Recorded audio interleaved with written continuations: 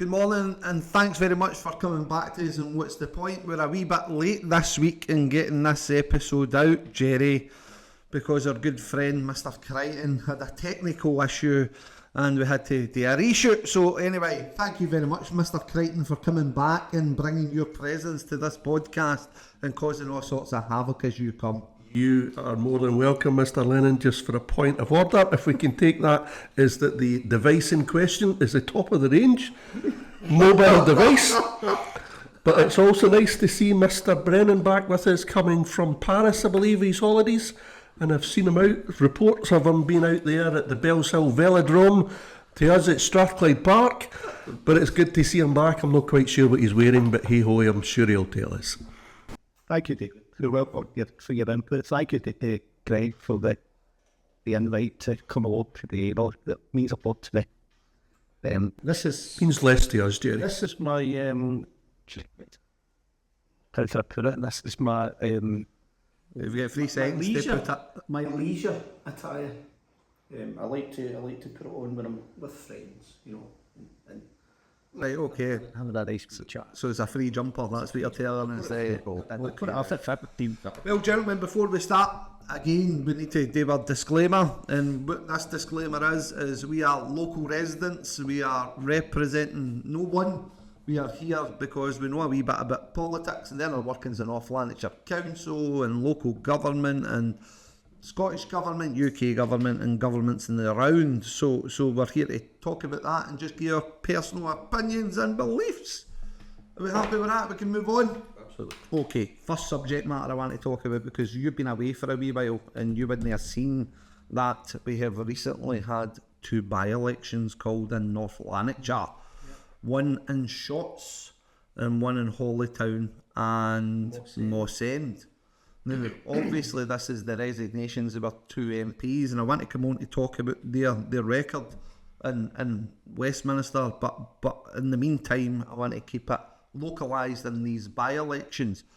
What do you think? What do you think the chances of Labour are? Because they've obviously had the resignations come for 2 Labour councillors, and I think that they'll be getting into this pretty buoyant after the UK general election and thinking that it's a landslide. They're just going to get in and romp it. And what do you think the SNP's chances in this is, considering the scandal North Lanarkshire SNP group is mired in? Dave? I think it'll be interesting. I think it really will be, because people vote differently locally than they do nationally. We know that, whether it be Westminster or Holyrood in local elections. So I think that will be an interesting sort of scenario to see how that goes. Labour will certainly fancy their chances. They're both Labour-held seats. Interestingly, if you look at the Fortisset ward, which is Shotts and Harthill and Bonkle, etc., is that MP Stevenson, as now is, to be fair, actually only scraped in.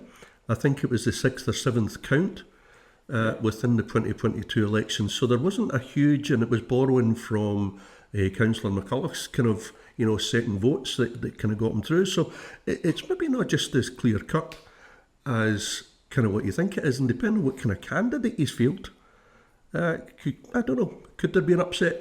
Honestly, don't know. I think Labour will do right. I think it's unlikely that the SNP will be able to shift in the diet at this point. There's issues in the background as well, local issues, particularly relating to the newly elected MP for Bellshill, Coatbridge and Christen, who still holds the position of councillor for Hollytown and Moss End around school transportation and sports work. That is hot.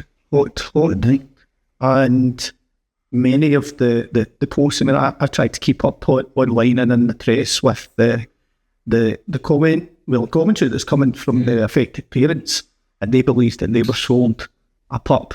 They believed that comments made prior to the election about ongoing discussions between elected members and transport providers, private bus companies were at an advanced stage where, in actual fact, nothing came from that particular provider, and another one had to come in at the very last minute. And even now, when schools are back, there's still huge dissatisfaction that the arrangements are adequate. So this is in relation to the safe walking routes, because I think a lot of people, unless you're affected by this, you'll know really about the forefront of your mind. So to explain a wee bit about these safe walking routes, how did we derive to say that these routes, we're going to cut these school transport buses, we're going to take them away, and given the fact that North Lanarkshire geographically is made up of a number of semi-rural areas, public transport is what would you say, limited at best in certain areas, unless you're out with the main towns. But this council, in its foresight, again, let's not kid on about it, it was ideological. They've been looking to cut this provision for years. They hate spending the money in relation to school transport. We get to a stage where they say the mitigation in this is safe walking routes. Tell us, Jerry, how did they derive these safe walking routes? So, as I understand it, Greg, an independent company were contracted to carry out those assessments to determine whether or not they were indeed safe for children to walk. So the arrangements in North Lanarkshire have changed from, they've changed now to the point where if you're a secondary school student, you're expected to be able to walk up to 3 miles there and 3 miles back before and after school. So potentially a 6 mile walk for you back forth to school. And for primary children, it's expected to be 2 miles. And the primary school arrangements haven't yet kicked in, but they're expected to kick in next year. So these assessments were necessary in order for the school transportation cuts to take effect. So it was a budgetary decision, part of the Labour Party's manifesto in the budget, not last year, but the year before that, to save approximately 3.8 million pounds a year. In order for those cuts to go ahead, I think there was agreement that there must be safe walking routes identified before the school transportation. So this is Labour impulse. Let's be specifically clear. These are Labour proposals. These are clearly Labour proposals. Yep. Labour budget motions put forward, not last year's budget, but in the previous budget. And pretty much since the day that they were announced, there has been a backlash to that. And it's now culminating at the point where these safe walking routes should have been, established and in place quite clearly. So they've only established in place for the schools going back. So as I understand it, no. Right. There are still outstanding assessments, and there's certainly dissatisfaction from the parents that these safe walking routes are not established to the point where it would be safe to remove the school transportation that was made come back on that point there. A hugely emotive issue. I mean, when you start talking about the safety of your children, and as a parent, it's obviously going to be at the forefront of your mind. Can I just make, there's a couple of points, but first we all know that there's a particular couple of groups, parents groups, that have been set up on the back of this in terms of expressing real concern, and they visited the full council meeting that we were at last, and unbelievably, I believe there was one or two of these parents removed from the gallery for simply expressing their concerns. What do you mean removed from the gallery? Physically removed from the gallery. So a public gallery, you go along and you can sit there and you can listen from the Civic Centre and removed from the audience. Now, you've got to look at that as a parent in wider sense, that who's not recognising the fact of the importance of, and they conducted a really, really well-run campaign of awareness and getting people to understand exactly the implications of that. So power to them for it. But to be treated like that, I can only assume how they probably feel at this stage. But Jerry mentioned there about the 3.7 million in terms of the budget costs and savings that's there.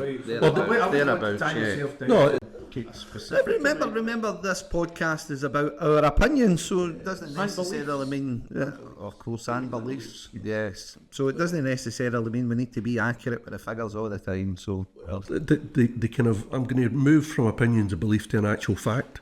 On this one, on the basis that when you've got 3.7, let's say, £1 million in terms of buses, North Lanarkshire Council spent £4.1 million on external consultancy fees to award a £2 million contract to one independent company. What do you mean they spent that amount of money on external consultancy fees from External legal, business in consultancy. relation to what? What would you need consultancy that value? 4.12 million was spent from the public purse to justify awarding a procurement award to one single company. So it's just to give you some kind of perspective in that. Can I ask a legitimate question at this point, right? So when the council decides it's spending £4.1 million on external consultants, who approves that? That's a good question. I can only assume it goes right to the top.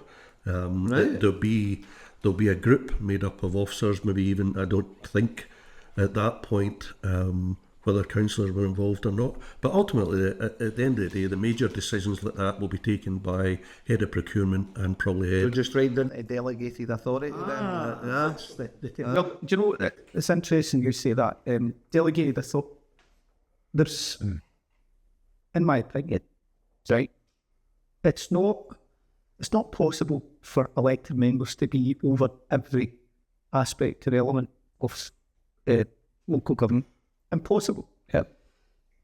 But there has to be a reassessment of delegated authority, what's delegated to officers, and what should be the responsibility of elected members to make sound upon. And I don't think that assessment is long over. Well, this is going to be a point that Threes have strong opinions on, because again, coming back to that delegated authority, if hand in heart, let's be honest about this, because people want to know. Have we taken an honest analysis? As delegated authority, right? Well, Delegated authority, in my opinion, is officers making all decisions. So you no longer got a councillor-controlled council, you've got an officer-controlled council. And the problem in that is again, how does that represent then your electorate? So your communities are coming forth with you with issues and various other things, but your hands are tied because you can't be part of that decision-making process. We spoke heavily the last time we were here about the Ethical Standards Commission and about what that road is for complaint. My concern is that's obviously been weaponised, and any elected member that raises their head above their parapet for their own communities and the areas and the people who entrusted their vote in that individual, then really in effect they've got nowhere to go. And not only do they nowhere to go within the council in relation to that mechanism for delegated authority, then the party system kicks in. And the party system whips them down, and then all of a sudden you've got a symbiotic relationship where council can't survive, the officers in particular can't survive without the support of the elected members and the status quo prevailing. Because you take that away, that delegated authority, the council becomes a different beast overnight. I mean, the system relies, let's be fair, it relies on a relationship between councillor and officer. Yeah. So historically, that is the ideal, where you have that, as you say, symbiotic kind of relationship where there is parity almost in terms of discussion. But what we don't have is that parity, because effectively, as soon as you introduce a whip system within any of the major parties, and I'm talking about Labour and SNP that's there, is that if you're a member that's there as a councillor and you have strong opinions and you want to speak to them, is that if it doesn't fit with the narrative of, the leadership of your individual party, then you're not going to get to voice that. So all of a sudden you're quashed. And the other thing, of course, you've got to remember, and we've spoken about it, I think, on here before, is that how can you be truly democratic in your principle and in what you actually state at full council meeting when the leader of the Conservative Party, the leader of the SNP party, actually receive enhanced payments directly from... And independents, David, let's not forget the independents. Independents, you're right, sorry. That receive significant additional payments to salary that are controlled by the leader of the council, who is Labour. Yeah. And Sure. You'd like to think that doesn't make any difference. So when I looked at it, and if you look at it again, going back in history, this is a Labour-ran council. There's not really been all the SNP had that wee glimpse of, obviously, administration. I'm not going into the detail. 6 weeks. That's what I was going to say. I mean, a minuscule blip on the time frame in North Lanarkshire's existence. We go back to the Monklands Council and the scandal-ridden council that was, and again, Labour in control of that council. So now we find ourselves in a stage where officers, and by the way, an officer's job's the hardest job in the world. I'll not take that away. Certainly never ever went out my way intentionally or knowingly to try to upset an officer. But the point I would make is if you've got individuals that are steering the agenda based on budgetary requirements, and some might say that's absolutely right, playing devil's advocate here, that is probably the best. How can you have a taxi driver, so to speak, deciding on budgets for, let's say, housing? So housing budgets, what would they be sitting there, a couple of billion to a certain degree? It's huge amounts. Huge amounts. We've just done a mayor's contract for £1.8 billion. So let's not kid on. The amount of money that's in existence within that housing. Capital budget upwards of 600 million. So and this isn't me being derogatory here, by the way, right? I just need to put that out because it's a difficult job being a councillor. There's no getting away from that either. But what qualification does that individual have to make critical decisions in relation to that budget? What qualifications does that individual have to make sure that the management and everybody else is doing and performing the way? And probably housing's the worst one to use because housing's actually one of your best services in the council, and I think arguably so. But the point being is if you look at the backgrounds and the qualifications of the individuals that have been elected, and whether or not the capability aspect of that is there for these individuals. And as I said previously, I'm all for a broad church, but you have to come down to the reality of the situation as well. How much influence does that individual have on an agenda, or is he just going to be happy to be instructed by officers? Well, there's the question, because you're right. In the broad church approach is wholly the democratic principle. That's basically how it works. So you're exactly right. But when you get to the stage where officers who are the professionals, who have the experience and the talent and the skills and the knowledge and everything else that they bring to the table, and let's be honest, that's what you need to run a £1 billion organisation, and that's what's happening. But when you bring forward information in committee papers, and the pre-meeting, if you like, happens with the conveners of each of these individual committees that we all attend, is that you've then got to hope that somewhere in there there's the skills, the knowledge, the background of these conveners to either challenge, to question, just simply to understand what's involved in some of the recommendations that have been made by officers. I need to interject at that point. Then we come to a ludicrous position because we've had insight into this, right? Take Jerry for talking's sake. Significant experience in social housing, right? And again, that experience was obviously highlighted when you were elected and when you came to the fore. Did anybody in the SNP group, when we took administration, turn to you and say, Jerry, given your background, given the significance of that, you're actually best placed to sit in housing? Given that you're a member of the Chartered Institute, and you're oh my goodness, how dare I forget? How dare I forget that? Years, I was never considered. Exactly, wasn't never. Why? Why would that be though? Because we've spoken about this at length over the weeks about the nature of control. Housing's a huge committee, one of the largest committees. The responsibility payment is greater than it would be, say, for disposal responsibility payment. So you get an enhanced payment when you're the convener of a committee. So the enhanced payment that you would receive for the housing committee would be greater, for example, than it would be. Which is a rough. I mean, it changes. Well, that's about 15,000. For that, it's about 15. Let's take the leader of the SNP group for talking's sake, right? On top of their 20,000 salary. So really, in effect, again, the best comparator I can use is the SNP leader. The SNP leader gets an additional £10,000. So baseline salary for an elected member is 20,000. The SNP leader gets an enhanced payment of 10,000. Who agrees? The leader. The leader of the council appoints. Yes. Yeah. Well, yeah. I mean, in the end, these proposals are put forward by the administration. Yeah. And then it goes to the floor. So the 77. If you're the convener of education, if you're the convener of housing, where you've got 40 elected members on that committee, then in general terms, the remuneration for being the convener is greater than it would be for a committee and 25 members of it.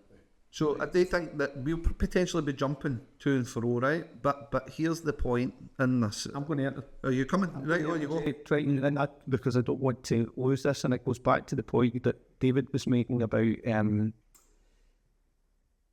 how there's been retained by this sort of thing, delegated powers. I've had a number, over the last few weeks, I've had a number of conversations with elected members from other parties, and they too are disappointed and disheartened that decisions seem to be way beyond their reach, but they don't really have, some of them in prominent positions as well within the political groups, they're unhappy that they don't have say because delegated authority is in place. Men don't have say, but these people sitting in convenerships.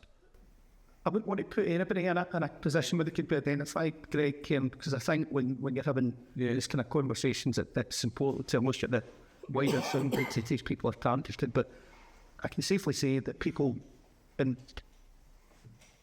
all the parties are unhappy that delegated authority is as strong as it is because elected members feel that they are being bypassed in some areas of their responsibilities. The second thing that I would say, going back to that point about money, I don't want to say wasted money on consultants, but the numbers that we're talking about are considerable, right? What I hope and anticipate to see happening over the next 6 months, certainly, is a replication within North Lanarkshire, given the Labour in power, of what Rachel Reeves has made a commitment to the UK government that at least 50% of the consultancy fees will be cut. So I would fully expect to see over the next 6 months, when we're talking about budgets, when we're looking at what our spend is, that the Labour administration are going to be looking to do Is it no absolutely bonkers?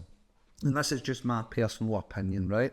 But is it no absolutely bonkers that we have a local authority where you have the staffing group for procurement, legal, finance, everything else, and these people are on high salaries and they command quite a substantive sort of presence within North Lanarkshire in relation to their roles and their titles. Why are we going to consultants when we've got the in-house capability?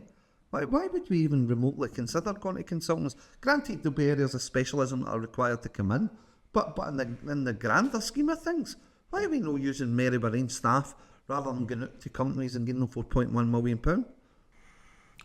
I think you're right. I think that the depth of talent within North Lanarkshire will be there.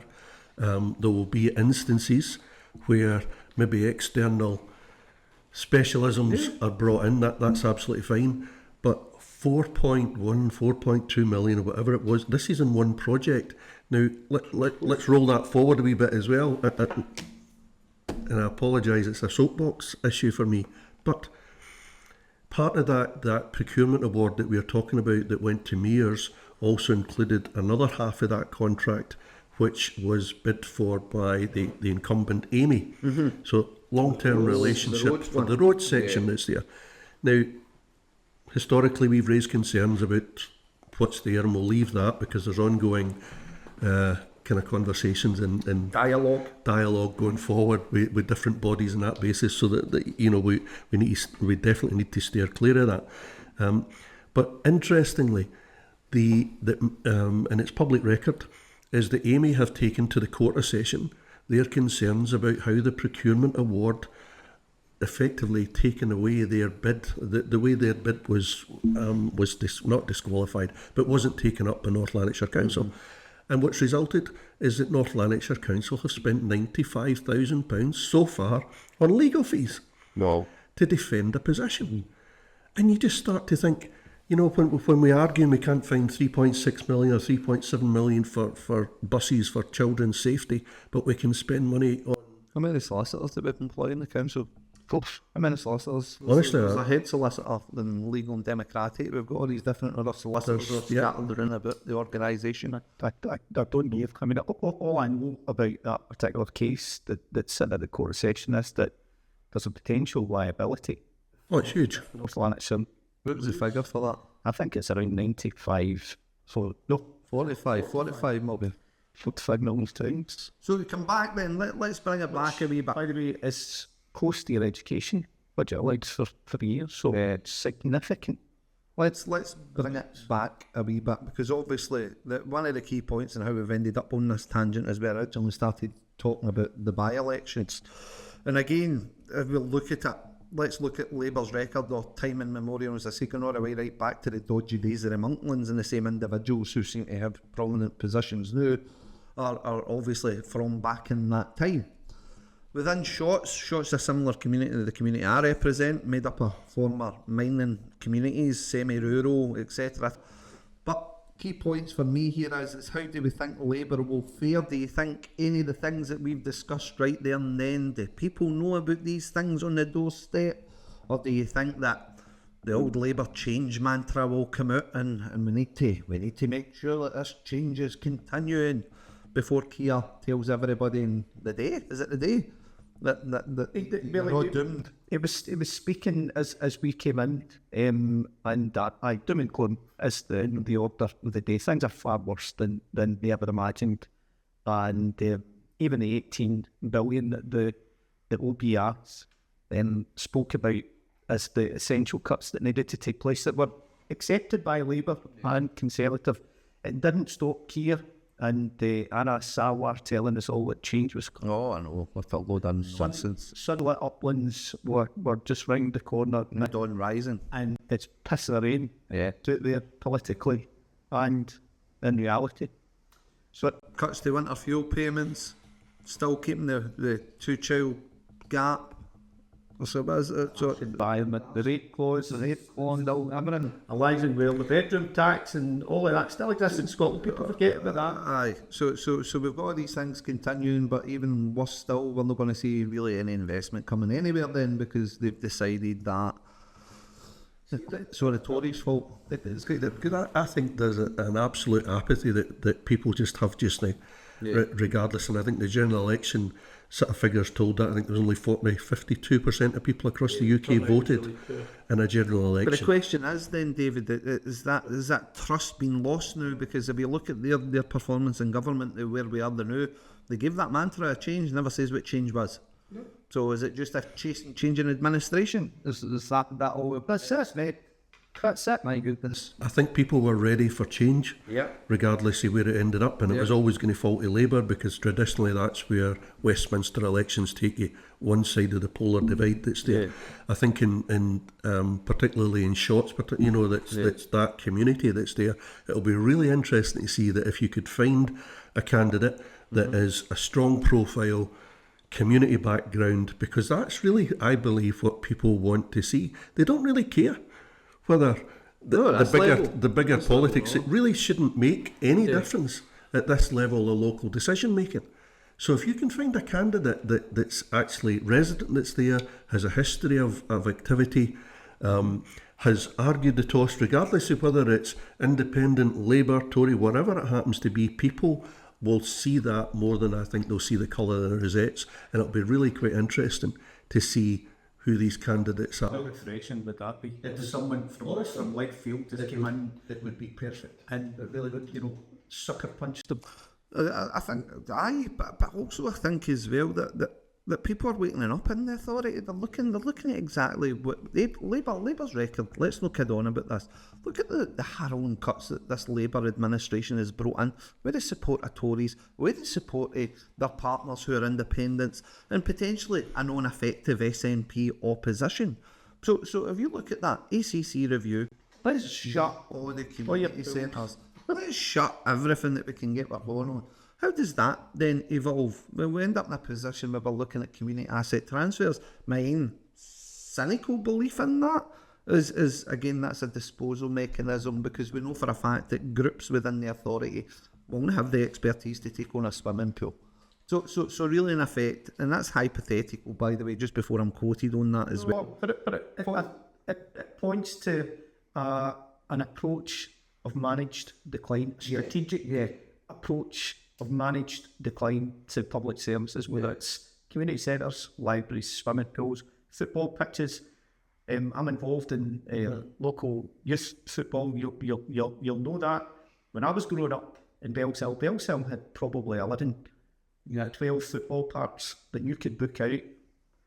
There's one yet now, and everybody's clamouring for it. There's God knows how many football teams there are in and around Bellshill, but you've got one football park. So the assets that were all there, that were community based, that were grassroots and all the rest of it, They're no longer there. So people will become disenfranchised. Hold on a wee minute, right? And I'm going to get back. The analogy that we'd use would be when Thatcher came in the 80s, right? And she sold off British Gas, British Rail, British Telecom, British Petroleum, all of that.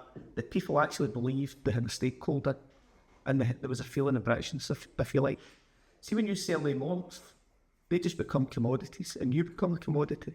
You have no real value. There's a monetary value put on that, and then you lose that, and you can't get it back. And that's the same with our local services. You won't get a library back. You won't get a community centre back. You won't get these football pitches back. You won't get. So, do you know what I mean? Once they're gone, they're gone. I get the point you're making, but to play devil's advocate, right? And this is because again we could be criticised for taking it one-sided and saying that it's too left-leaning, that you're turning around and saying everything's been removed. But we've got a plan in this authority, and that plan is Labour and also to a certain degree the council's driving ambition is for town hub models, and we put these town hubs in, or community hubs in, and we'll put these football pitches so everybody will get the opportunity to book a synthetic football pitch and all these other lovely shiny things that will come to the main towns. Let me tell you, it doesn't really come out to the outlying areas, but if you're in the main town, then you'll see all this significant change. So playing devil's advocate, how can we say that really in effect we're seeing the same sort of position as Thatcher kicking in? Correct. See, so as you see all of these community assets closing down, or the threat being closed, that's when your value, your worth comes into it. I'm a stakeholder in North Lanarkshire. I pay council tax every year. I pay national tax every year. The expectation is that either through national government or local government, these important key local services are going to be there for me to use because my governments care about me. They value me. They recognise I'm a stakeholder in that. But if they're systematically being removed and dismantled and run down over a period of time, then you become despondent, then despair kicks in. These are all the indicators that help push up poverty levels in mental health. Oh no, definitely. I don't deny that. Issues. Don't deny that. But here's an interesting question then for you, David.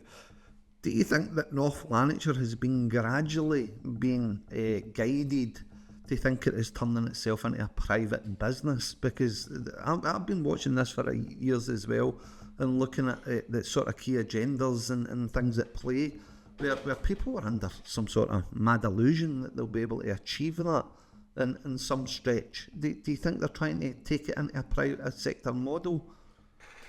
Yeah. I only have a couple of years, as you know, in terms of being in council and picking up on different bits and pieces, but it was interesting. I don't know whether you kind of pick, in fact, you would probably pick up on it because our chief exec was on a local radio show just recently. All right. Power to him, he put forward the plan for North Lanarkshire, and it's about those aspects that you're kind of mentioning there, and the vision that was there, and the plans that were going to be put in place, and everything else that's involved. But there's some really difficult questions to be asked about that, because you think if you keep going forward with new build housing, and we'll come up, that's Jerry's subject, but we're actually got less housing now than we did have when we started that project. So it's nice to be able to portray a positive, and give a positive feel for North Lanarkshire. But the harsh realities are, when you start looking at some of these figures, is that it's only in very specific, high-profile type of contracts or projects that seem to be getting pushed forward, in my opinion. So, in terms of beliefs, for me, I think people will probably see themselves worse off now than probably what they were 3 or 5 years ago. Again, change is difficult for anybody and anybody to accept. So the council could be going through a change period and looking to try and diversify or simplify its services and its provisions, etc. We hear year on year, again, that big black hole that comes to the council budget, although we've identified here before previously, majority of that big black hole comes with PFI debt that Labour led us into. Yep. We then start to look at how the Labour Council is now pushing its ideas behind that one place, one plan idea and concept, untried and untested, might I add. We don't know in 10 years' time if that is actually going to work out the way that we dreamed and hoped it would work out. But again, we seem to all roads lead back to the Labour administration, and whether or not, well, it kind of links back, to be perfectly honest, to one individual. All this, because it is basically the Labour leader that's making the decisions. If we're talking about committees not really being structured by conveners, we're talking about that symbiotic relationship that needs to exist for officers under delegated authority where they're making the majority of decisions. There seems to be only one person making a decision in this authority, and that seems to be the Labour leader. Do you think that's by design, or do you think it's by chance? I think it's difficult to strike a balance, if I'm being honest. You want to be able to create a local authority where, yeah, it's attractive to inward investment, definitely, and where it's, you know, generating good incomes.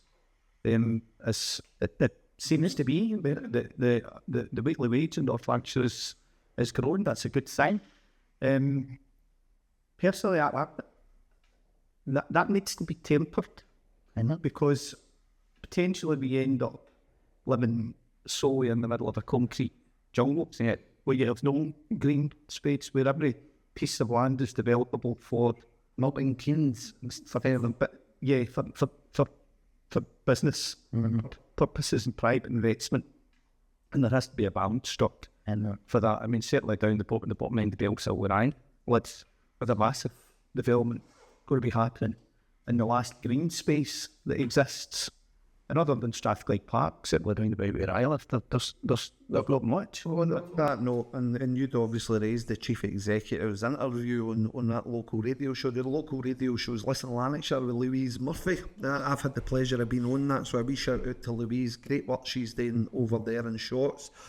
But a key point I would make in that is there was recognition in that interview how woefully they got it wrong in relation to Gartcosh and the Northern Corridor, kind of with the community growth area and that kind of stuff. Yeah. What learnings do you think that the council has taken on board? Because that's the Chief Executive making that acknowledgement. Why have we not got the politicians making that acknowledgement that's been woefully wrong? Why is it having to come from an officer instead of the Labour leader and highlighting, by the way, people at Gartcosh, Glenboyd, Moodiesburn, Steps, Christen, Muirhead, Annett Hill, and Godalkin This is your fault. We've got that wrong. That strategy we tried to promote and push for all that house building. You could back to the point is that who is actually the voice, or who is running North Lanarkshire Council? Yeah. You absolutely need the expertise of all these officers that's there, without question. And to be fair, they maybe see, every 5 years a kind of change of councillors more as an irritant transient than it is anything else, because it's new faces and it's maybe the same old thing because they've done it for so long. But it is quite sad that you've got the profile of the Chief Exec of North Lanarkshire Council, who effectively is the fourth largest council in Scotland, having to put forward these points, when realistically I'm absolutely certain the electorate think, well, why the hell is the councillors not? Why are they putting him out there? Because ultimately the elected members are supposedly the people that make the decisions. So why is the Chief Executive getting rolled out to make the apology? I just find that rather bizarre. But anyway, back to the by-elections. I'm sorry, and I do think there's relevance in this. If I was watching this, it was kind of, we're discussing a number of factors, but we have to put that in the round, if we're being honest, because the factors all align with the fact that what we're looking at is these by-elections, it's a local Labour group that runs the administration, etc. They're all connected. There's connection all over local government. Few decisions that are made are, stand on their own. Yeah. Any decision made there will have an impact somewhere else. And I think the fact that when we speak, we may well tend to go off in tangents into something else, but it's because of the... Well, funnily enough, Jerry, I had the opportunity to jump onto Shots this week and ask local residents what their thoughts were in the by-election. Not only did I do that, I jumped over to Hollytown and asked them what they thought. Do they think that the main political parties are fit for purpose in North Lanarkshire? Is this the way that we need to continue? Or would it be good to see a local activator, I was ready to say, or an agitator coming forward from these areas? Interesting comments. Here you go. Do do you know there's a by-election coming up? No. No, you don't know. So if it was a case of a by-election, would you choose a political party or would you rather see more local people standing for positions? Well, the way the elected ones are going, no, I'd go for local. Local, do you think it's important that we've got a strong community activist in Shorts? Yes. And do you think North Lanarkshire Council represents the people of Shorts? No. Thank you so much. Right, so you know you've got a by-election coming up in Shorts. Yes. Can I ask, would you normally tend to vote for a main political party or would you rather see a local candidate? I'd typically vote for a main political party. What would be the reason why you would do that? Just because they're more likely to win. Right, oh, fair enough, that's a fair point. And if it's a case that you had a local activist, somebody that you knew really well in the area, would you tend to vote for them? Yeah, The political party? Listen, thank you so much. That's okay. Right, thanks very much for agreeing to be interviewed. As you'll be aware, you've got a by-election coming up in this area. Do you know what way you're going to vote in that? Not sure. Chances are I will probably vote with Labour. Labour? Not too impressed with the way SNP have handled things. Yeah. And in addition to that as well, do you think the main political parties are fit for purpose for this ward area? Or do you think that if you had the opportunity to vote a local candidate who you know is a community champion and not really affiliated with political parties, would you tend to vote for that before? Sometimes that can be a preferential thing, Right. To have someone that actually knows what's going on in the area, without doubt.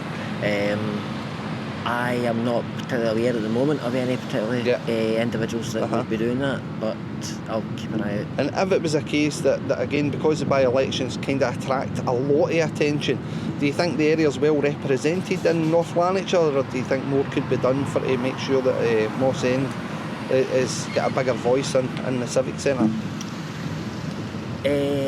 Yeah, I think people, how can I put it, people could do with being encouraged to take more of an interest in politics. I think, to be honest, a lot of people at the moment feel disjointed with what's going on, so they don't really feel they have much impact on anything that's actually going on, so it doesn't matter what way they vote as to what actually happens. Well, listen, thank you so much for You're your very time. welcome. Thank you. Okay, gentlemen, on to a subject matter that I'm quite fond of. Petitions. Yeah. So you would have heard me rant about petitions over the last couple of weeks, and my communities have had the opportunity. A very necessary rant. A very necessary rant, but also I think that again, my community, in particular my ward areas, had the opportunity to test the process that North Lanarkshire holds as its petitions process, and what that looks like for local people. Now, I was asked to start a petition in relation to Bedlay Cemetery. I'll come on to the other petition that I was asked to start as well, but I was asked to start a petition in relation to Bedlay Cemetery. The petition... Is that in Moodiesburn? That's in Moodiesburn. A very, very loved and beloved area in Moodiesburn.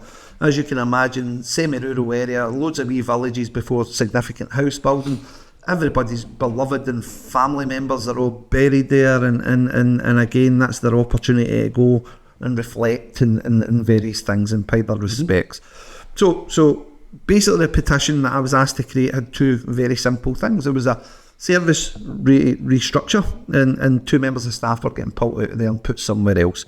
And the other aspect to it was maintenance, because quite rightly so, people were kind of aggrieved at the fact that the maintenance standard had dropped significantly within the cemetery. Now, granted, that is not just Bedlay, it's every cemetery, the majority of cemeteries in the authority. There is certain cemeteries and certain ward areas that are meticulously maintained, but we get to certain outlying areas and the standards and the opinion of the community slips. So, petition goes forward, and a decision was made that instead of going to that process where subcommittee would kick in, because it was a local matter and it mentioned Bedlay Cemetery, that sat within a community board structure. So with it sitting in a community board structure, what that meant was that there was no mechanism for remedy. So the way it worked was, and this is very bizarre, the chair of the community board basically got an email stipulating that, right, by the way, you're going to be hearing a petition. Here's the context of that petition. What will happen is the lead signature, Councillor Lennon, will present the petition, and in response, the officer will give the council's position. And that was it. Nothing else. That was it. That was it. So no debate, nothing like that. It was an opportunity for those in attendance at the community board, and you could imagine the community board's well attended for this petition, and local people all turning up there because that was what they thought the vehicle and the mechanism to actually making change was, because that is what the council promotes. There's petitions processes there for people to have their voices So what heard. was the feeling on night? I take it residents were there. Frustration and anger, to be honest, because again everybody felt as if they'd been duped. So asked at that meeting, by the way, is there an appeals process to this? Because ultimately it's my belief that this doesn't sit here. That should have went to the subcommittee. Subcommittee has decision making authority. It can uphold, it can refuse, or it can put it forward to the actual committee where that would make the decision. And all of a sudden we're getting it put out to community boards where community boards have no decision making authority. So For what you're saying, Greg, obviously an emotive issue, and lots of residents there. I'm assuming because in my ward we've got 3 councillors, so I take it the other councillors in your ward were there and equally sort of supporting, because 1,700 people in a petition, that's a significant number of people. it was rather bizarre, to be honest, because there was only one other councillor two councillors in attendance. One for the neighbouring ward, and another one for my ward. And it's a Labour councillor in my ward. Now, Labour councillor in my ward kind of agreed that the petition should be heard within the community board structure, and it baffled me, because if you think about it, that petition is highlighting 2 very clear things that it's looking for, right? And as I said, I'm going to come back to it. Restructuring of staff, right? And then what we have is the maintenance of Bedlay Cemetery overall. And it's looking for an improvement in the maintenance, and it's looking for a halt to the staff restructure, because it's only 2 members of staff. Mm-hmm. So at that meeting I actually asked, what's the cost saving of this? What is the actual saving for realigning these staff to your new model? What is it? Because I don't recall that ever coming in front of a committee. So it's an operational decision that they're just going to move these 2 members of staff. So it should be up for debate. Now, point being is it's not interfering in operational matters, because quite right that the community's turning around and saying, by the way, we've always had 2 members of staff looking after that cemetery. The maintenance was always well maintained until you started to remove the equipment. So that's the basis of the petition. What was bizarre is having the allegation that I'm interfering in operational matters, although I'm representing your electorate, coming for that other ward councillor. Sorry, another councillor. Yes, it made the allegation of that. But then we end up in the bizarre position where he's questioning the legitimacy of the 1700 cemeteries. No, sorry, So I end up in this twilight zone. I end up in this twilight zone position of saying, look, change.org, you can't manipulate the figures in that. The signatories have to be that. And then the argument changes. Is it just Ward 6? Is it Ward 6 then? Well, we've got surrounding villages. No, it's not going to be all Ward 6. Predominantly it's going to be Ward 6. But of course, individuals who come from anywhere, anybody that's a stakeholder in Bedlay Cemetery, is a loved one buried there. And you could stay in Australia, have the right to sign that petition. But it's rather bizarre, the tact that's been taken. So anyhow, I digress. I'll come back. So you digress a wee bit, right? But as a relatively new elected member, right? This is the first period since I've been elected where petitions are even being mentioned. Well, this is that. This is that.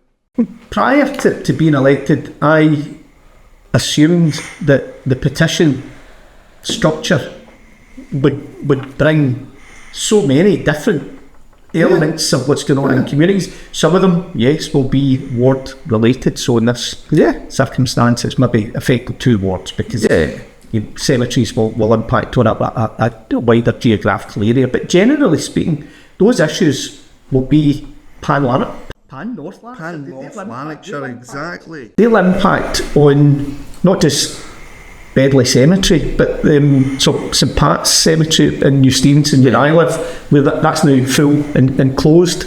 So same things will apply. And there may well be one in your ward and across the wards.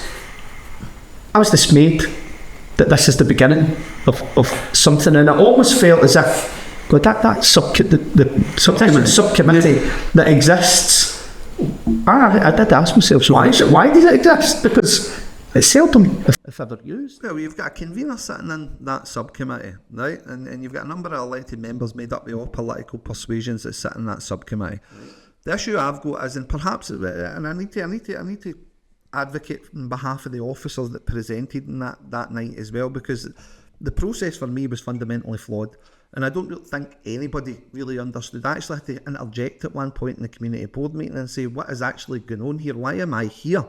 Because if I'm not here to try and influence or even try and put forward the argument in the case for Bedlay Cemetery for that decision to either be upheld or rejected, then there has to be remedy. You don't have a petition for a petition not to be heard, and so, or else to have an outcome. And I found it staggering that within that community board structure, well, that what it felt like to me and the residents that were in attendance, that was to be quashed. So that's to be quashed. Coming back to the petitions subcommittee, if you go on the council's website, you'll see in 2022 there was 6 petitions heard. And within these 6 petitions, every single item is a local issue.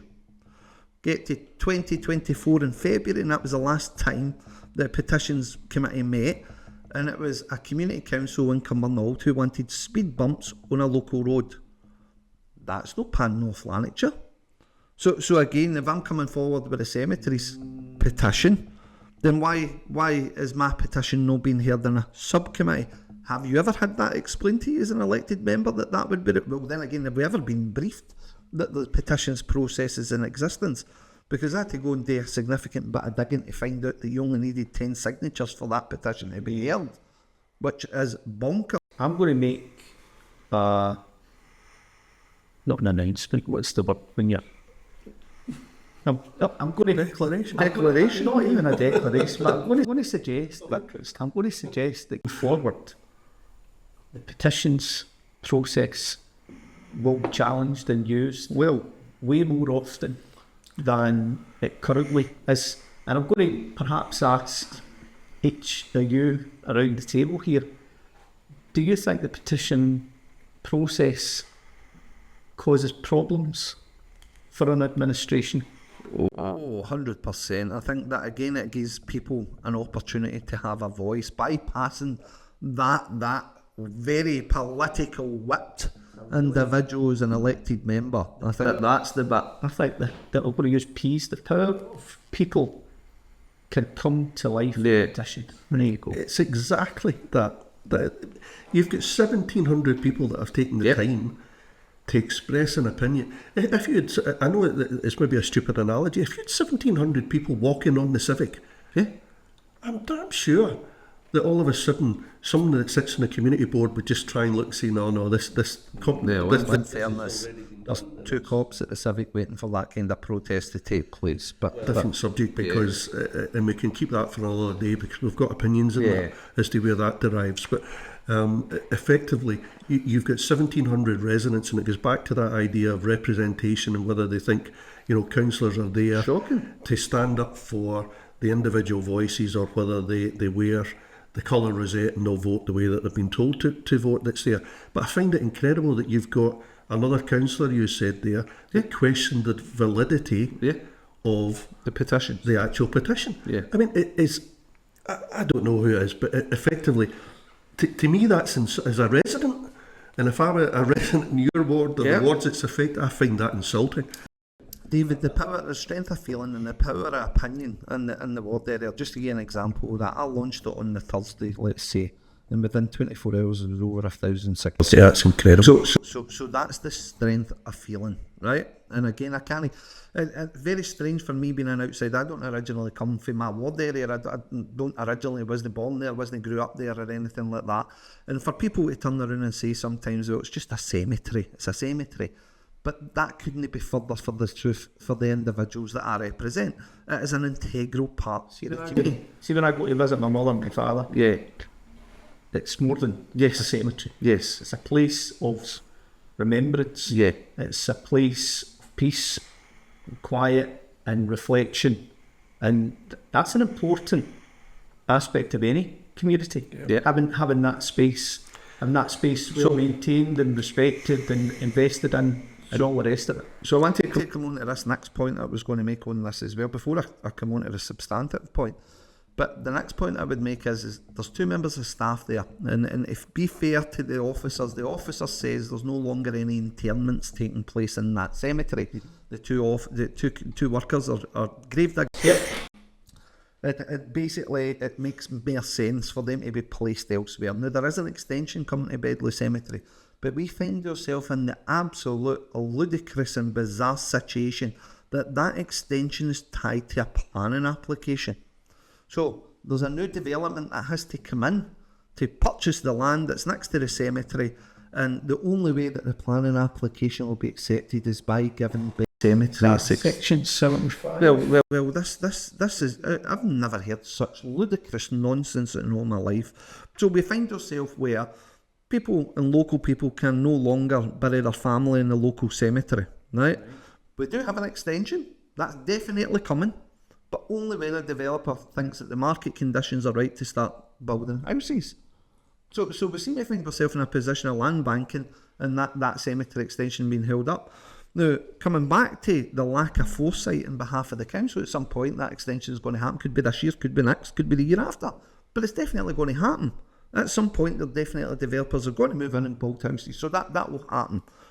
We've lost 2 integral members of staff who've gave over 20-30 years in that cemetery. Now, I would argue a gravedigger isn't a gravedigger. He's actually a whole raft of things. They were the 2 individuals doing the maintenance.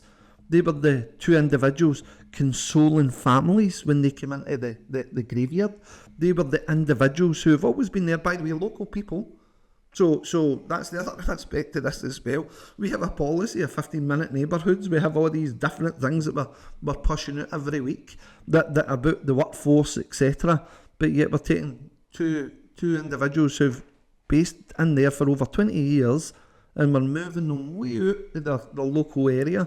We're telling them that as you know, you need to go to Airdrie and support the staff in Airdrie. And anytime the grass needs cut all there, you can come over with a squad with big skags and just cut the grass. Can I say, because there's the emotive issue of that, and the emotional investment with local residents and stuff, but I want to go back to just the process, if I can, for a second, because hear what you're saying, and I find this incredible, is that you've got 1,700 and odd people, parallel universe, of a really tight community that have come forward and said, we've got real concerns about this council decision that's going forward.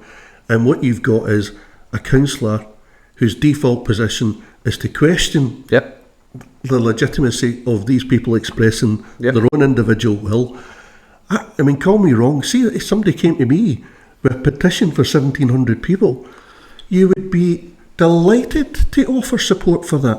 And whether that meant you went toe-to-toe with officers or councillors or residents or whoever it happened to be, you know that you've got a critical mass number there that have expressed real concern. So the entire episode, in my opinion, has exposed all sorts for me, because not only is the process fundamentally flawed, because ultimately what you have is petitions being heard in a body where it has absolutely no decision-making power, which is ludicrous, absolutely ludicrous, and especially given the number of the signatories.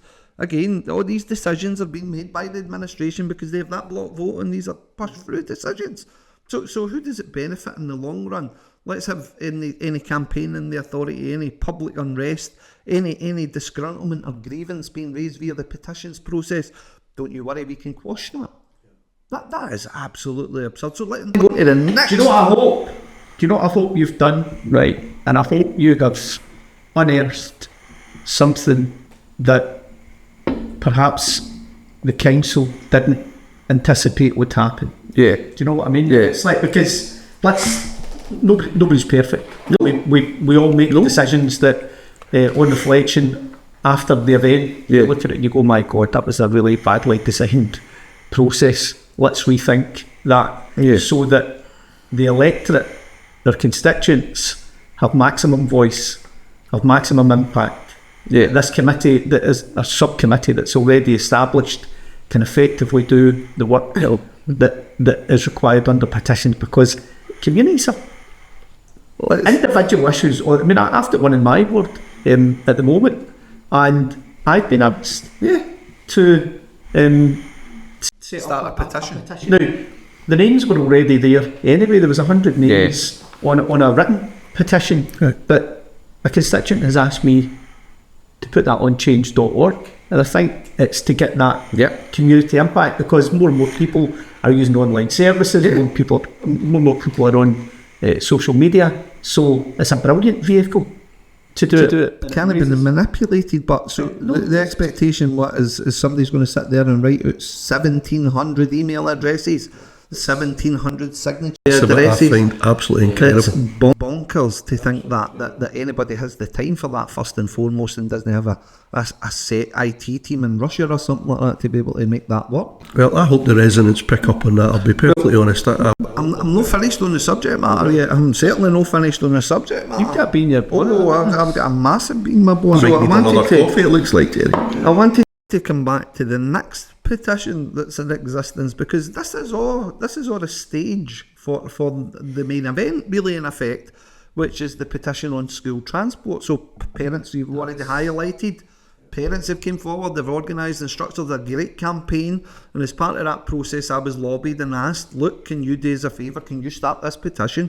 Because again, the parents are absolutely concerned, and if you look at it, Greg, on the face of it, if we look at the safe walking routes and we look at these different things, then no problem. I'm your local councillor. That's what I'm here for. I'm here to make sure that local matters are being addressed. So safe walking routes, I think I've got 2 in my ward area, and one in my ward area and the neighbouring ward area. So happy to look at. And we know that's a Pan Lanarkshire. That is because a Pan Lanarkshire issue. I have it in mind. I live in a fairly urban arrangement where there's lots of private schools, there's lots of high schools, but there are a number of children who are affected coming from one particular school, go to one particular high school. Exactly the same in my ward. Exactly the same. I have representation for parents that did a mock run before, so their child's just starting high school, an hour and 10 minutes. Wow. Walk from their home to the high school.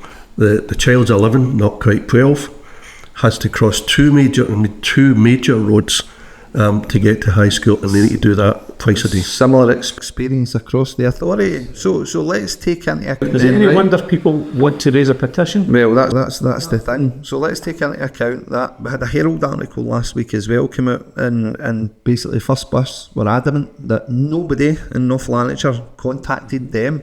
Funnily enough, at that community board meeting, an elected member called First Bus liars.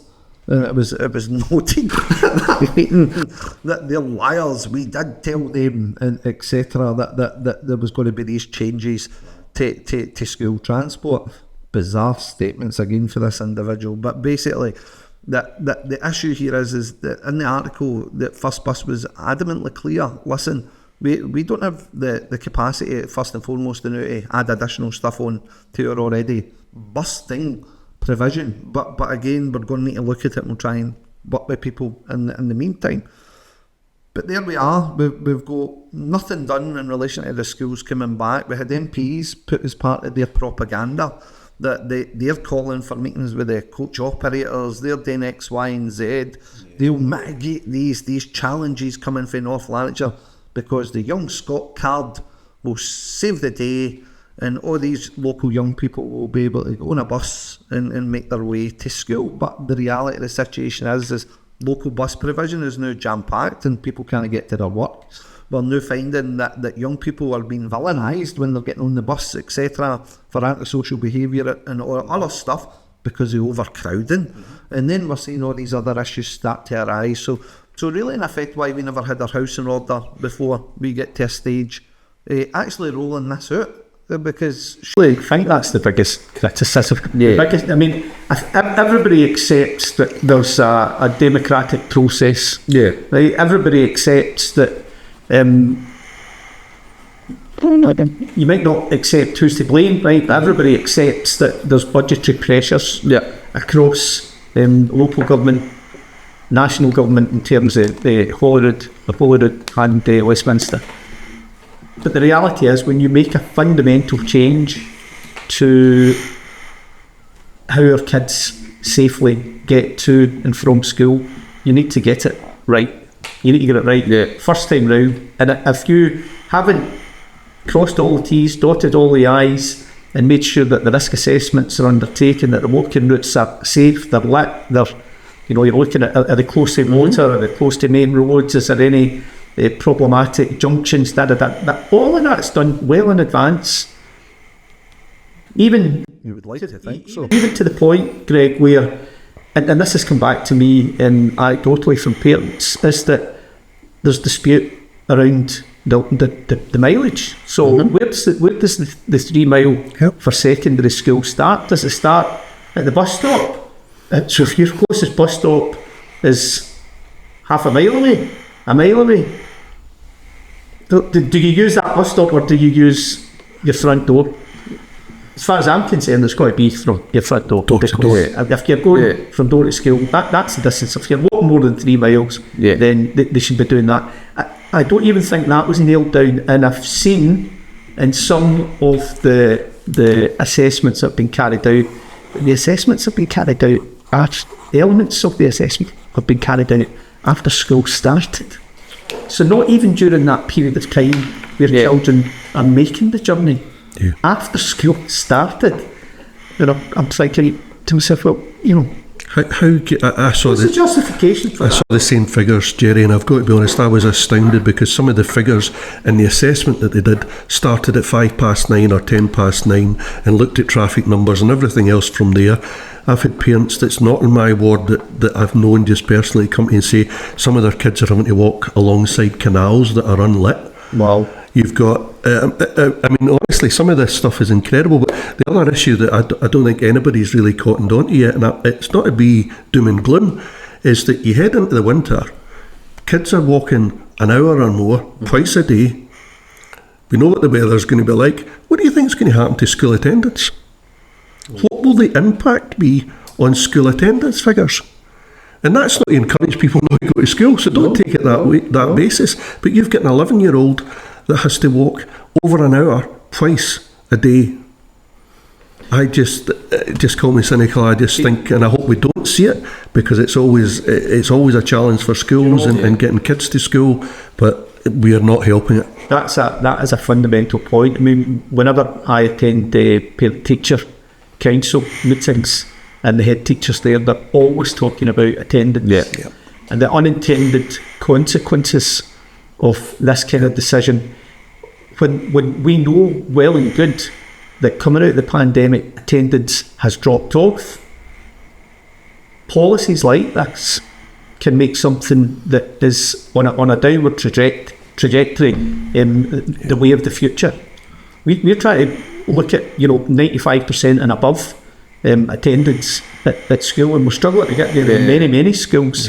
This, as you say, could be one of the decisions, especially the winter months, that puts the potential of that being up in the high 90s way down. So I'm glad that we've kind of covered the background in relation to school transport. We've given our concerns in relation to school transport. There's one point I would like to highlight still within the process of petitions, just so we're aware, because this will come up when we take this next petition to North Lanarkshire Council. It's already been submitted. I think I got a response saying it will go to Education Committee, but again, who knows, that could change and potentially go to Community Board or something. Instead to challenge the validity of that. Nobody's challenged the validity of the school transport one, which is interesting. Over 1,700 signatures again in that petition, but as I said, nobody's challenged that. Subcommittee structure, and this is something else that I want to talk about. Our normal committees, then they are normally webcast, so I don't have to come to the Civic Centre. I can watch it online, and I can see what contributions my elected members are making to represent me. Within the subcommittee structure, they don't hold that in the chamber for some strange reason. And it's not just the subcommittee for petitions, there's also anti-social behaviour subcommittee, and I think there's one or two other wee things in there as well. They'll not be webcast. Now again, why would we have a petitions subcommittee where people's interest is obviously going to be sparked in that process? Why would we not make every effort to take that into the council chamber and webcast that? Because there's no additional cost. I was going to say, the other aspect of that is that people want to see it. But actually, as we've seen already, What's your elected member's contribution? but we mentioned it earlier, is that we actually have people going to the Civic to see what is discussed and the outcomes of this, albeit that some of them are removed from the gallery, which is incredible. But some people may actually want to go to the public gallery of the Civic and watch these, see how the petition works through the process that's there. You're not going to get in because it's a closed door. It's a conference room. It's a conference room. So you're not going to see how that petition process is working. Do you know, it'd be interesting if a councillor decided to raise a motion Well, I think so. I think potentially that is where we go. and put it to the floor of North Lanarkshire Council, where all 77 elected members were asked whether or not they believed it was justifiable for that process to be completely transparent, for the members of the public to see that via the webcast. No, I think it's even further than that, Jerry. Why is all 77 members no deciding what the outcome of a petition is? Why are we no part of that remedy process? Because It should be part of full council. That's an agenda item. Standard agenda item. Then that way it's complete transparency. Why are we hiding a process that's meant to be the vehicle for local communities to have its voice? I wholeheartely agree. Well, it's bizarre. Absolutely. I like to cut your jib. Yep. You're the only one, Jay. You're the only one. That's what I was going to say. Moving on, gentlemen. I think we've wasted enough time on that subject matter. And last but not least, a subject matter that's quite close to my heart. We're back in full swing of committee cycles now. Oh, yes. We are in that beautiful time before we all get together for a lovely full council and have the diatribes of the respective leaders aimed in our general direction usually, but as I said again, we're in that lovely season. My own hope for this particular cycle is that Mr. Lennon can be with us for all of these. Stay in the chamber. And if he can find it within himself to just What do remain you mean, stay in the chamber? Sorry, somebody explain that. chamber rather than having the civic leader of the council invoke Article 50, but Standing Order. Standing order. Standing Order. Jerry, 50. you've now opened the Pandora's box. Why don't you explain to the good folk at home what happened? So during a full council meeting, the leader of the council, Councillor Jim Logue, was summing up. Yes. I think that's safe to say. And during that summation, there was what Councillor Lennon, and he shared this with me personally. So Not a councillor during this podcast, complete disclaimer. So Mr. Lennon explained to me that he felt aggrieved that the leader of the council was being disrespectful and discourteous towards him and other members of his political group, and therefore raised a point of order with the provost. And he repeatedly raised that point of order when Councillor Logue continued His diatribe. of discourteous and disrespectful behaviour. And as I recall, and this wasn't filmed either, this was Oh, was this no filmed? it was a closed meeting.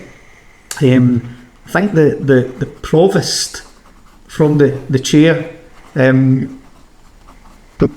spoke to Mr. Lennon and said, don't make me, or words to this effect, don't make me invoke Standing Order 50, which would mean your removal. For him, quite rightly, bringing to the attention of the chair that a fellow member was being disrespectful and discourteous. And lo and behold, as soon as the provost mentioned Standing Order 50, someone from the administration said, I want to put forward a motion. Standing Order 50 to be invoked. That was not rehearsed. And then there was a clamour. I'll second. I think the opposition leader seconded it. Trying to jump in and second. You could almost. I'm not suggesting that it was staged, right? But it was hilarious. it looked as if it could have been staged. Yeah. You know, it was remarkable. Jerry, let's cut to this because you're being polite. This was staged to the point that it was embarrassing. Yep. And you mentioned that the council leader was summing up. The council leader wasn't summing up. The council leader was given the opportunity to speak, not to an agenda item or any agenda point, There was no summation of a general point made in the agenda. This was just the basis of a free flow to be able to say, you can speak and let me tell you about this. And the really worrying aspect to that was, you talk about staged, it was incredible watching it from the side that was there. But the bottom line was, and where he crossed the line particularly, was to sum up with anything that had no content meaning whatsoever to the agenda item, but to finish up and encourage officers in North Lanarkshire Council to... Senior officers, not just officers. The most senior officers. You're sitting there with the Chief Executive Officer, Chief Head of Officer... Legal Democratic, the monitoring officer. It was... They were allowed, or he was allowed, to put forward a suggestion, and it's against the Councillor's Code of Conduct, let me tell you, because I've checked it and I know specifically the paragraph if you want me to tell you. But it's specifically against the Councillor's Code of Conduct to abuse the position to encourage people to complain against other elected members. But surely then, right.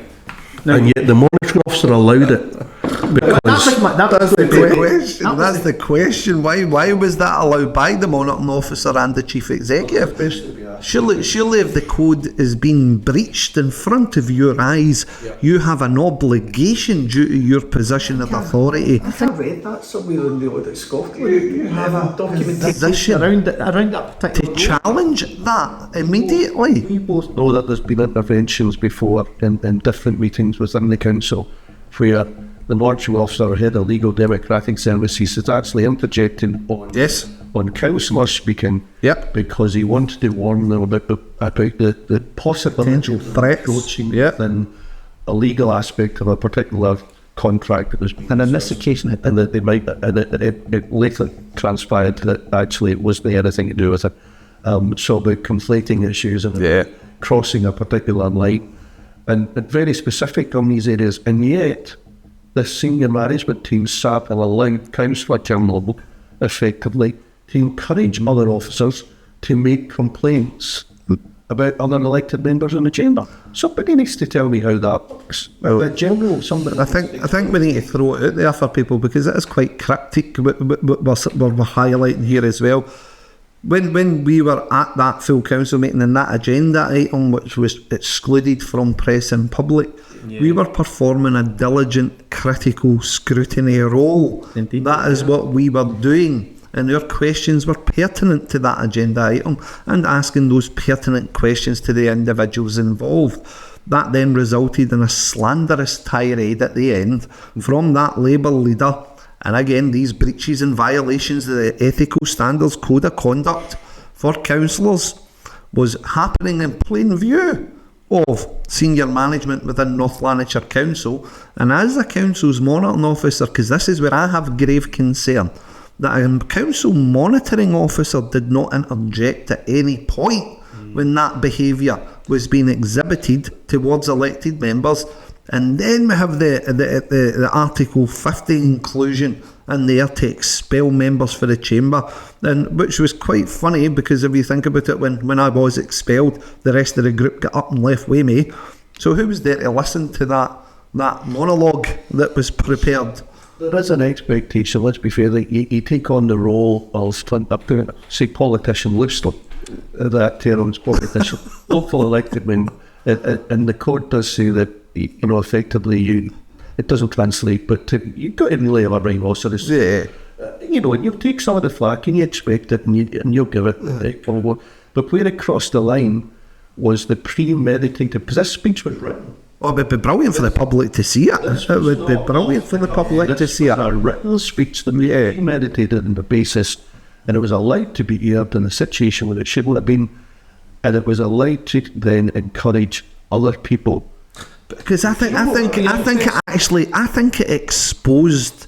I think it took away the veneer of politics within that chamber. I don't think that was politics. That was visceral. Greg, only for those who were there.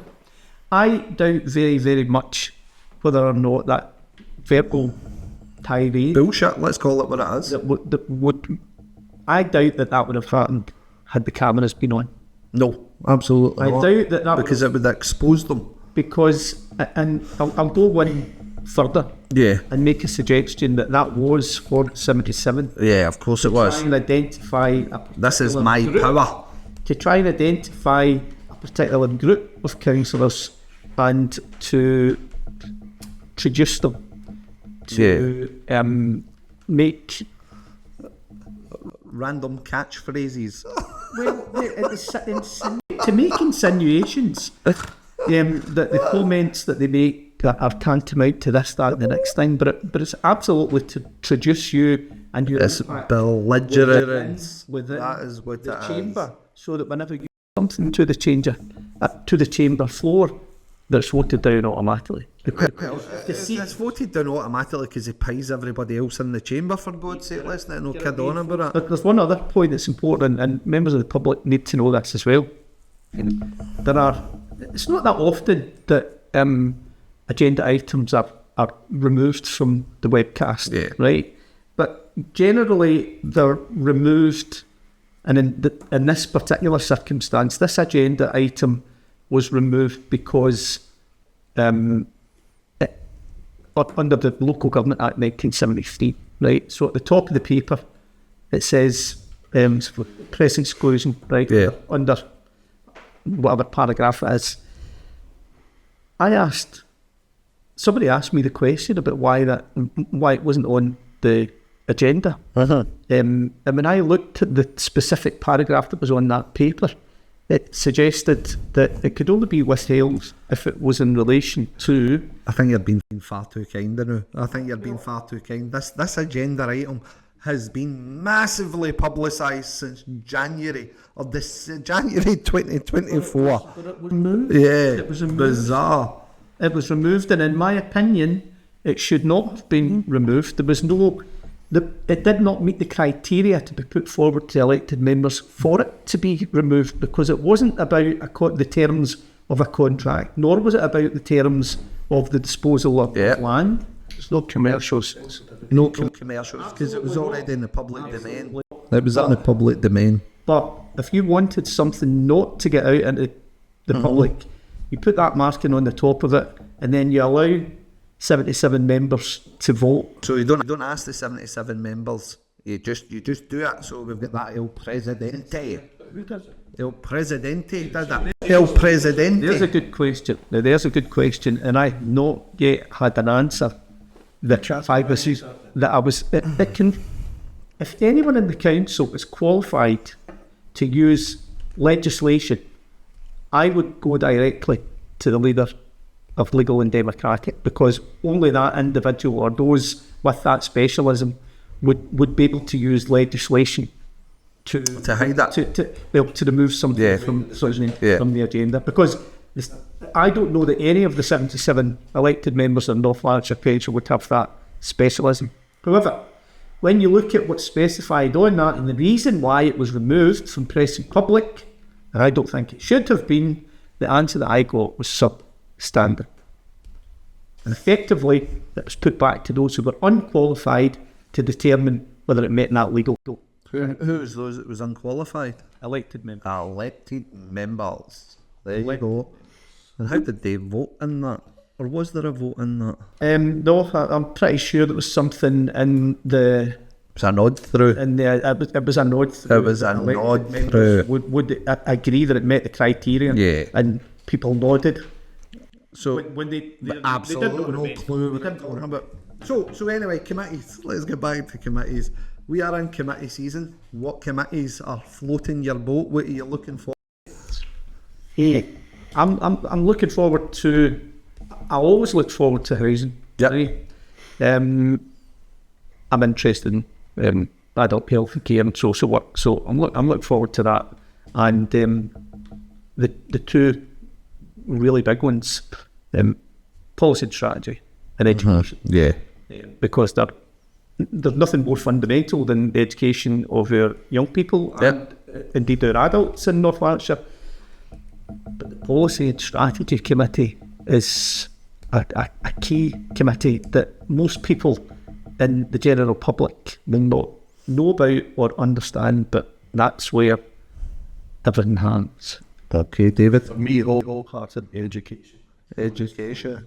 there are a number of issues within that particular paper that's been lodged just now that are up for debate, and there's also a couple of points. I don't sit in the education committee, but I read the papers.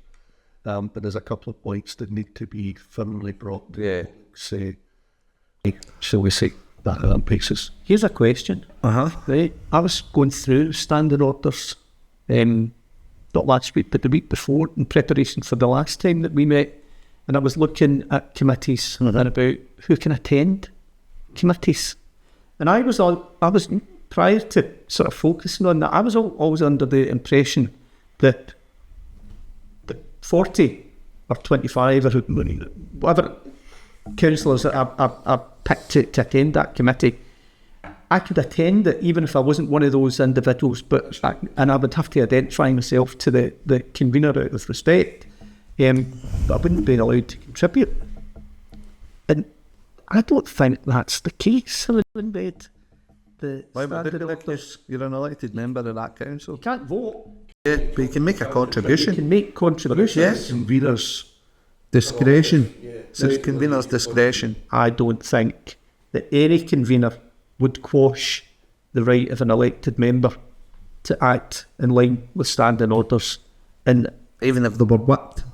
I think it would be, I think if I attended, I'd love to share your enthusiasm. If I attended a committee, Let's test this.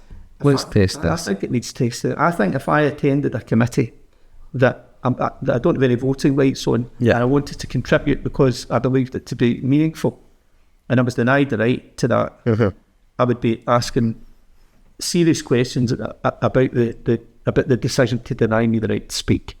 Why would any convener deny a fellow elected member the right to speak if what I'm saying was related to the agenda item that goes up under discussion? If you have a specific concern, then you will be entitled to make your representation to it. Well, as I said, we'll test that. Moving on.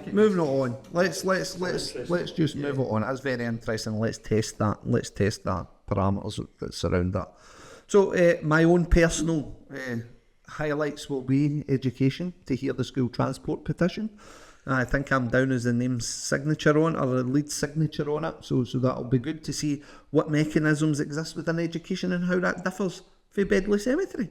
And in addition to that as well, I am hopeful, because it's currently sitting with the head of legal and democratic services right now, because his assistant chief executive was meant to be dealing with it, but he's unfortunately off on annual leave, so it's been passed over to the head of legal and democratic services.